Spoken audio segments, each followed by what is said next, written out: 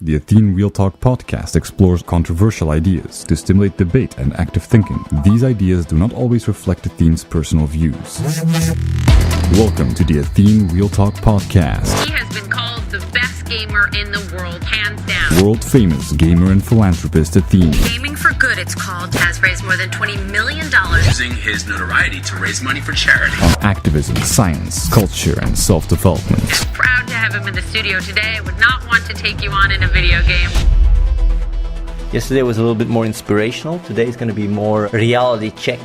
But before I get into it, I want to talk about something. And it's a realization I had. A lot of people that want to buy shit is because they do it for identity reasons. Materialism, for a big part, is due to identity. A lot of people people that like to have pictures or posters in their room, they identify with that. If you're a fan of a band, it all has to do with identity. Because I never had any of that shit. And it's because my mother, I think, also doesn't have so much identity. She doesn't have that much identity at all. But basically, when you went into my room is empty. I never really had stuff. Even if I moved, I have nothing. I literally have nothing. I used to have a drawer with my passport and some pictures, but even that, I never really carry around my identity. And a lot of people do that. So, imagine if you would move, how hard would it be to move? How hard would it be to settle in? Because the extent to which you need to settle in and the extent to which you have to make your environment your own is the extent to which you have identity.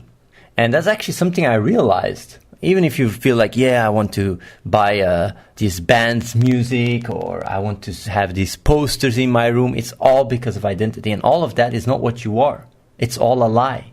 It's fake. It's empty. It's shallow.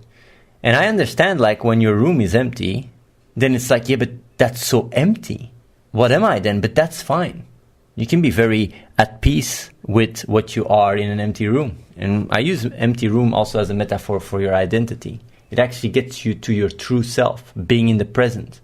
And then you don't need all these crazy things, distractions. You can just literally look at the flower, for example, and experience the beauty. You don't need to, have all these fancy things that you actually don't need at all. A fancy car or fancy clothes, fancy phone. All this shit people spend so much money on for nothing. To actually make up, in a sense, to make up for a certain level of low self-image, a real low self-image. And when I say low self-image, it's because your self-image is flawed.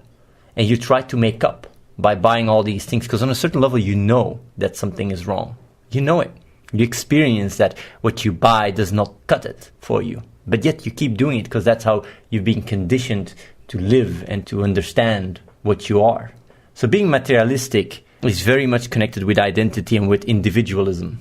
It actually goes hand in hand. The reason why we're in hyper-individualism is because we're in hyper-consumerism society and hyper-materialistic society. It all goes hand in hand. It's all connected. And that's why, when I say, detaching from materials and stuff, it makes no sense. Because people have to first detach from their identity. And when you detach yourself from identity, then suddenly detaching yourself from materialism becomes a lot easier to understand and wrap your head around. Else, it doesn't make sense. Same when it comes down to, making a difference and trying to move forward. As long as you're really stuck with the idea of who you are and believing this is your identity and this is who you are, it doesn't make any sense to help other people. I'm talking Chinese.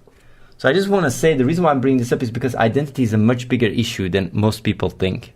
And the funny thing is identity is completely flawed. You believe in a story that you are. That's not what you are right now. It's just a story. It's information. It's just memories. That's it. The emotional attachment to this concept of identity is just completely imagined. It's fabricated. You're literally living a lie. But of course, if that's the only way you've been able to, approve your own existence when you grew up, because that's what has been strengthened by your environment. That's what you start believing you are. And I keep repeating that and I keep bringing it up because it really defines so much of your behavior, your self-confidence, your self-esteem, everything, your self-image. And I've been talking about all these different concepts throughout the past weeks. Taking distance from your identity or just realizing that your identity is not what you are and not being emotionally attached to it is crucial to your development. The next thing I want to talk about, and this is the more confrontational part, is Nolan was talking to me. I think it was Nolan said, why don't you talk so much more about how people are hypocrites? Let me explain you the definition of hypocrites. A hypocrite is someone that judges someone else for something they do. Because it's fine to say like, hey, I know eating meat is wrong, but it's just tasty. I just do it because it's tasty. That's not really hypocrite. Hypocrite is to actually judge someone else for wearing like a leather coat, and at the same time you eat meat. Or saying like, hey, China should not kill dogs to eat them while you are eating meat. That's hypocritical. It's judging other people for stuff you do. And the thing is, like, almost everybody that judges is a fucking hypocrite. Because your lifestyle goes at the cost of a lot more suffering than the direct things that trigger you in your normal day-to-day life. That is the kind of hypocrisy that people experience in their life. It's very futile. But if you see the consequences of people's actions day to day, the billions of animals being killed day to day and slaughtered, actually genocide is happening every day. And the amount of pain and suffering that certain people have to go through to keep up your level of luxury is it's incomparable. Our luxury is literally built on the skeletons of imperialism or colonialism. Our previous generations have been murderers and slave traders and slave owners. A lot of our richness comes from that. And it's very easy to really look at the world and really judge people. But at the end of the day, we have a closet filled with skeletons ourselves that we're not even aware of. And that's why, when you start thinking and seeing reality more for what it is, instead of judging others and labeling, you start working on what you can do to move forward. Athene, if you stop judging, you feel good for yourself, because when you judge another, you can bite yourself and feel bad about yourself if you do the same thing like person judge for. Yeah, but the problem with the mechanism, the judging mechanism, is if you have a strong emotional connection to your own identity, you start more easily thinking labels in black and white. You start seeing people and you just, this guy is good, this guy is bad. This guy is doing this, therefore he's bad. You don't see context. You see everything to your narrow-minded way of looking at the world through identity rather than just seeing things for what they are. If you just see things for what they are, you don't judge, you just accept. You let go and you accept. So yeah, definitely it is much better for the person, although people that have very strong emotional attachment to identity and grow up to label, will have a very hard time just realizing that. But letting go, accepting and letting go is a very big part of growth. And you sometimes have to accept and let go beliefs you believed. Sometimes you have to accept and let go a person you liked. Sometimes you have to accept and let go time you have spent in a project that didn't work out. That process of being able to accept and let go is crucial. And I've done that a lot. When I saw a project not working out, I just accepted and let go. For example, what we did with all the movie and stuff, I always accepted, let go. And that's why I'm so effective and achieve so much. Could anyone with a bad past join the house if they change their core values? Like, honestly, that's a really, really good question. And it's something I've been thinking about myself. Because when I talk to people, I never care about their past. I literally don't care. But the problem is, for a lot of people, the past defines their way of looking at the world. Even though it shouldn't be like that, that's how they do. And I like to see people based on their potential rather than based on their limitations. But at the same time, I have to see reality for what it is. So if a person carries that around and it really slows them down and even turns them into a malicious person, I have to obviously protect myself. So finding a balance is quite hard. But yeah, like, it's also another thing that is quite fascinating is, and this really translates into chat activity and stuff, there is certain patterns that bring about the extent to which you are compatible to work in this environment. And having very little identity, knowing what you want, being quite rational, like, there's different aspects that allow you to be, more compatible to work in this environment. That has to come from you. But people that are big fans of me and really look up to me, or people that are very active in the chat for the wrong reasons, these traits are from validation seeking and from identity issues, personality traits, basically. And it reduces the chance of you working out here or even be accepted by a lot. But at the same time, I do understand that most of the people that are even attracted to even listen to the Real Talk are because people look up or are big fans or whatever. But it's quite funny to see this duality. And that's why most people that end up coming over here, it's such a small percentage. And it's people that are mainly lurkers and listen to what I say for actually the content rather than because it's me. Smash Up Society says, it seems to me that sharing the world's resources would be more beneficial for the collective. Do you agree? And if so, how can this be achieved within the current market system? I think that the problem with what you're saying there is, I'm glad you're giving this comment, because that's the problem with how a lot of people think. They look at the reality and say like, yeah, we should only share the resources. Maybe money is a problem, this and that, but that's just bullshit. And let me tell you why it's bullshit. It's like really the kind of stuff that it almost triggers me when people say that shit. And it's because it takes away the solution, the real solution from the problem, the actual problem, which is people's inaction, which includes your inaction. And it's very easy to say like, oh yeah, we gotta share the world's resource. No, change starts with yourself. And all the other stuff is just excuses to stay in your comfort zone for a lot of people. I'm not saying that's the case with you, but that's for a lot of people. And that's why you have these guys intellectually masturbating on forums how, people should share resources and this and that, and then they just go to a fucking bar and start drinking their money away. Change starts with yourself. And all these bigger social, economical things doesn't make any sense whatsoever. The system works the way it is, and the best thing you can do is see how you can be an alteration to the equation. You are the only variable in the equation. Everything else are constants. And you got to figure out how do you change the equation by how you will make it ripple. And talking about these things is completely a waste of time. It's literally a waste of time. And the funny thing is like, people that are more intelligent or smarter love to do that because it puts the blame somewhere else. Allows them to sit on their PC and go like, yeah, this and that. You don't achieve change by just saying like how it should be or no. The reality is how it is. There's no shoulds or would'ves. There's just is. That's it. The sooner you see that, the sooner you accept reality for what it is, the sooner you get out of your ass and start doing something about it. And that's why someone that talks 1,000 years is worth less than one guy that is, picking the garbage. In a sense, unless the words of the person actually reaches people and creates a ripple effect, but else it's just a waste of time. And since nobody gives a shit and everybody's in such an individualistic lifestyle, like thinking about like resources should be spread and stuff, it's just like utopic thinking. And you also have that with the Zeitgeist and with the Venus Project and stuff. What we're doing here is closer to any Venus Project anywhere on the planet. And I'm not going to go outside and plant my fucking crops because I have a better way of spending my time and resources. So I have a bigger impact in the world. Life is about making compromises. Life is not about living a pure life. There is no such a thing as pure. And if you want to be having the real, true moral high ground, it's one where you can put morals into context and know how to make hard decisions. That's truly having the higher moral ground. It's not just staying in a corner and saying, I'm doing nothing, I'm clean. That's what a lot of people sometimes do. By doing so, they become part of the problem, rather than part of the solution.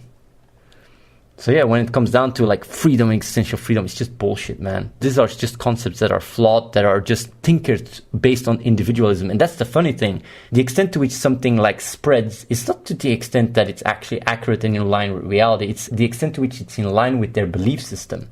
Like religion spread like fire, consumerism spreads like fire, like it's because it's more in line with your emotional core. Is it more in line with reality? Nope. But it's more in line with your emotional core. And that can really cause a lot of bullshit, a lot of issues. It's like, why do people eat themselves fat? It's because of their evolutionary process. We just evolved way too fast culturally that our biology couldn't follow. And that's why we need to course correct with our insights. And that's why our emotional foundation is not always our best, friend, to put it simple. We have these concepts of, like, oh yeah, I want to be free because you're free. It's just you want to be able to justify that you're a hypocrite. And that's why you're being, emotionally attached to the concept of freedom. But that's bullshit. You're not free. You're not free at all. The concept of freedom does not even exist. And your freedom, if you even talk about freedom and define it, goes at the cost of other people. A lot of other people, actually. So it's like, you take away other people's freedom. Every action or even every inaction is something that ripples. People don't realize that. It's really something ethical as well. It's inaction. Like, what is it? Like the thingy? There's a certain thought experiment. But like people feel more at ease with the ripple effects of inaction than the ripple effects of a wrong or just an action. And the thing is like it's just psychologically flawed because inaction is also an action. And that's why I think a lot of people, when they fully realize that, the world would be a much better place. A much better place. Asimov says, I think most people lie and are dishonest because of ego and identity. It reinforces identity and ego, I think. Yeah, you're right.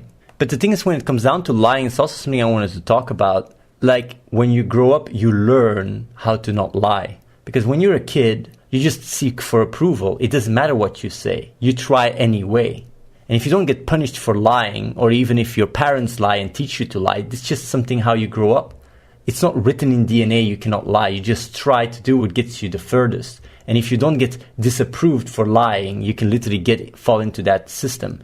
And people that have a stronger ego are more likely to lie, because ego is something that you build up because you've been hurt, because of distrust. And you learn that then from other people. Distrust is basically very correlated to lying. So a lot of people with strong ego can be pathological liars as well.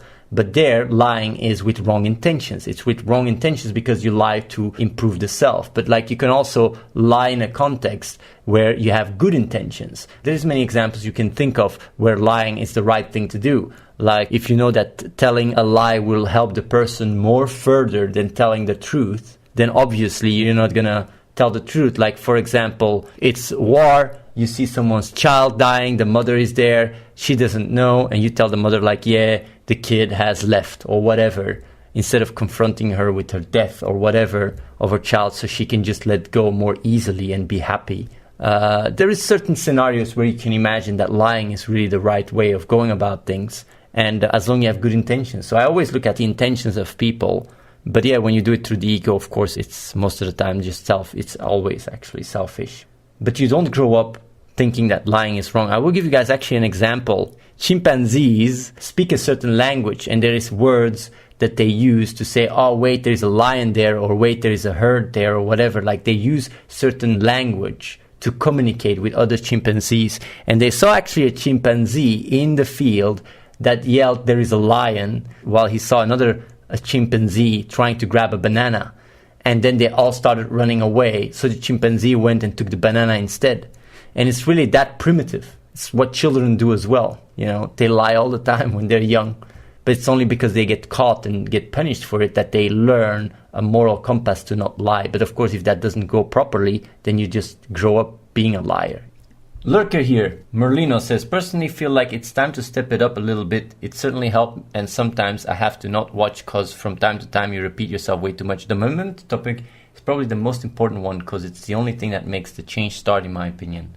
Merlino, because you said that, I'm going to talk about the momentum topic. And people might wonder, like, what do you mean with momentum? Momentum is doing something that you feel is productive and keeping that mindset and that momentum going.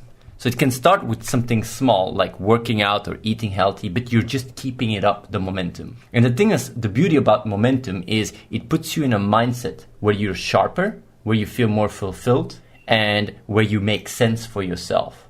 And the thing is that the biggest challenge to that is falling back into your previous mindset, because that's when you lose your momentum. So how do you keep your momentum going? By understanding how important it is. Because a lot of people, when you make sense or when you try to make sense out of life, even if it's not your core value, you just say like, okay, I want to be making a little bit more sense. Okay, I know it's not my core value. I know I'm not fucking machine, whatever. You know, like, how do I just keep it going, keep it flowing? It's like about the flow.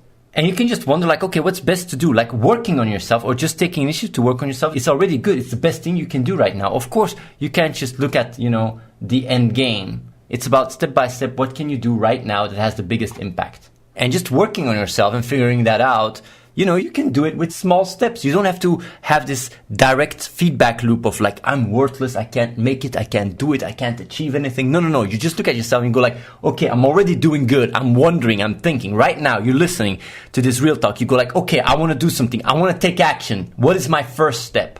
Right? What is my first step? What am I going to do? I first think about it. Okay, maybe I'm a bit too lazy. I should work out a little bit more. I should eat more healthy. You start doing it. You start working out. After you work out, you feel better about yourself.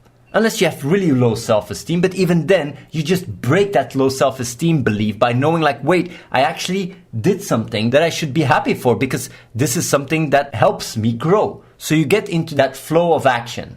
And then the problem is like, okay, you're in that mode, you're feeling great. And then like maybe you interact with your friends or whatever, you go outside and you get hit by a bad experience and suddenly you fall back into that more impulsive mindset. So how do you stay out of falling back into that impulsive mindset? And that is by realizing that if you keep the momentum going, you will stay in it. And it's very important to not rationalize like, okay, now I have proven myself. Now I can take some time for myself. I can just, chill and forget about the progress, forget about being productive. Now I can just be lazy. Because if you have that duality in yourself where you have the productive mindset and when you're productive, you can treat yourself with being lazy, then you just lose your momentum completely. And it's not because you can't have a lazy mindset that you can't rest, but do it in a way that you find productive, that you deem productive. Even if it is, instead of playing World of Warcraft, maybe solving a puzzle, like playing Portal, because it helps you to think more logically or whatever. You can, even gaming can be enriching, like can be helpful, can help you solve problems. Play puzzle games. There's tons of puzzle games. Don't get these fucking shitty clicking or whatever, stupid achievement, constant approval, like all the time, like rewarding you with shitty stuff. No, take something that is requires more brain power. Do that as games. Focus on games that are more, give you more ability to think outside the box and try to solve problems. Portal is one example. But either way, like, you're getting into that, you're focusing on that, and you go like, okay, change the style of games you're more interested in into stuff that is more problem solving. Spend your time more on eating more healthy, be more like working out, try to, like be more in control. And when you experience that level of drag and impulsivity, to get back into that simple mindset, like getting out of that is so important. It's one of the most important things ever. Because once you fall back into that state of, grind and impulsivity, you lose this momentum. You lose even the impact this talk have, because all of you guys can literally change your life right now. You have the ability to start this snowball right now. You can.